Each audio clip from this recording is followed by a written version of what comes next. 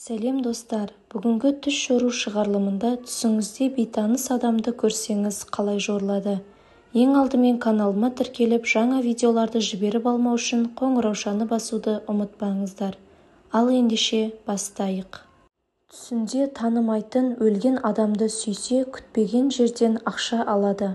Егер сіз түсіңізде бейтаныс қарт адамды немесе ересек адамды көрген болсаңыз, бұл оны көрген адамның бақытын білдіреді. Оларды немесе біреуін әлсіз көрсе, жолы әлсірейді, ал күшті болса артады. Түсінде бейтаныс жігітті көріп, оны жек көрсе, онда адамдар жек көретін жау пайда болады. Ал егер жас жігіт ұнаса, онда түс көрушінің адамдар жақсы көретін жауы болады. Түсінде бейтаныс кемпірді көрсе, бұл жақсы белгі.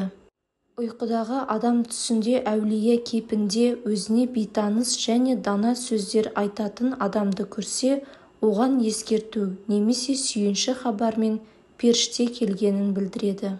Түсіңізде бейтаныс етікші мұраны әділ бөлетін адамды білдіреді. Бейтаныс қарттың әйелін танитынын көрген адам оның бақытын бейнелейтіндіктен оның пайдасы және мүлкі көбейеді.